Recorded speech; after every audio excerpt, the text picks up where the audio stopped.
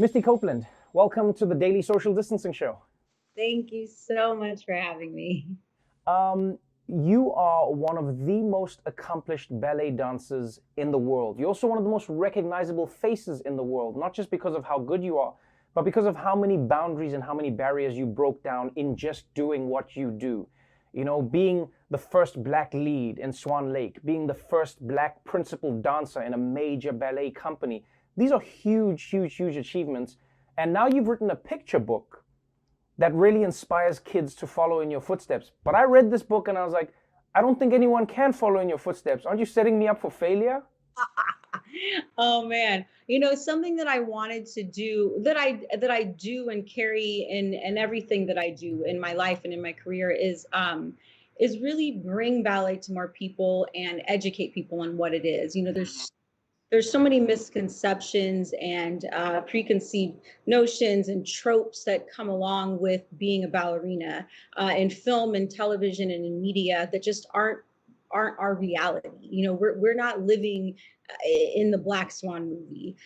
We come into dance to find a way of expressing ourselves, to find happiness, to find beauty and joy. And so that's something that I've always wanted to highlight: the camaraderie, the relationships that develop. And so within Bunheads, we have this misfit group of a diverse group of characters. There's They're of all ages and backgrounds. We have myself, a young Misty, her first day in ballet class.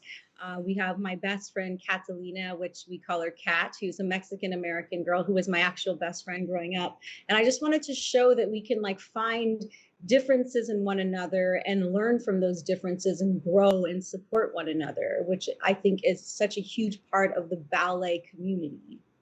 Yeah, it's a really powerful story because so many of the themes that you deal with, not just in this book, but in your life, really relate to what people have been talking more about, it feels like, in 2020.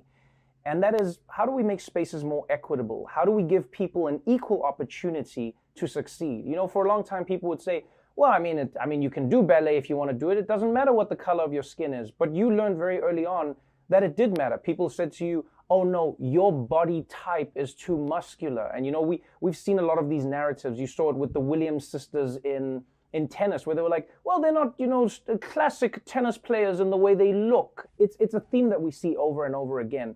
Once you're in those spaces, what have you done to try and change the ideas that exist within the world of ballet that's seen as a white space?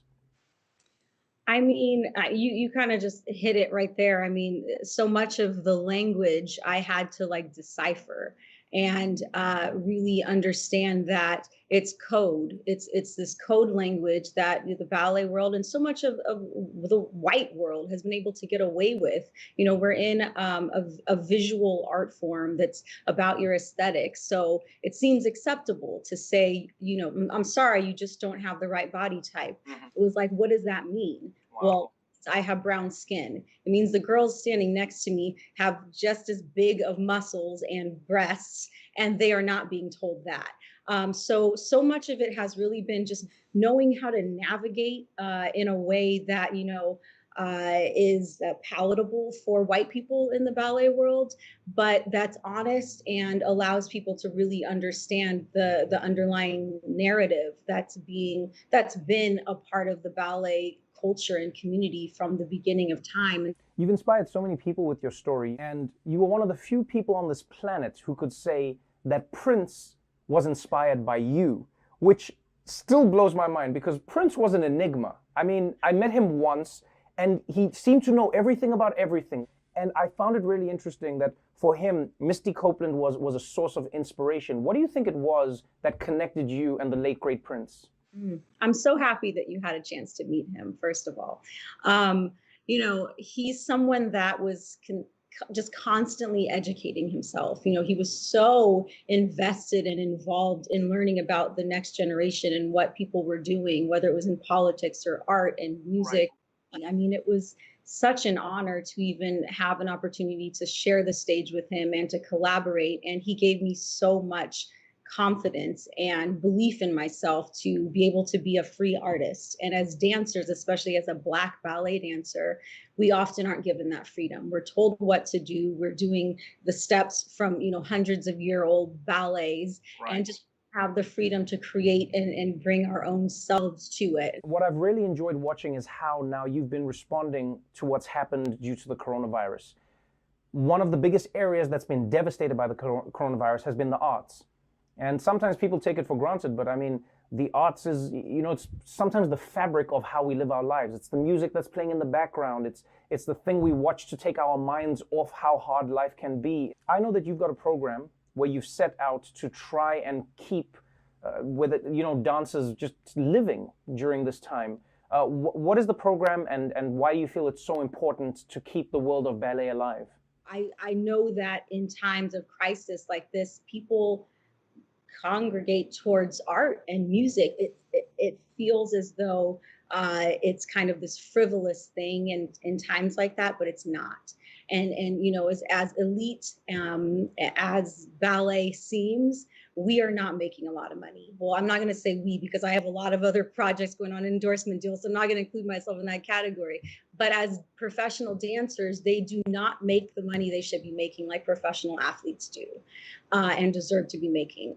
So, I really felt that it was my responsibility with the platform and the reach that I have to use this time to bring awareness to what dancers are going through. So I started, I co-founded Swans for Relief with a coworker of mine, Joseph Phillips, who is in a company in the Philippines, in Manila.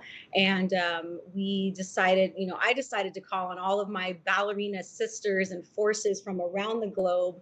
And I ended up with 32 ballerinas from 22 different professional top companies and from 14 different countries. And we came together and we performed one very iconic variation to raise funds and bring awareness to each ballerina's respective COVID relief funds. So you can go to GoFundMe and Swans for Relief and donate. Misty Copeland, thank you for inspiring us. Thank you for the work that you're doing. And thank you so much for joining me on the show. Thank you so much for having me.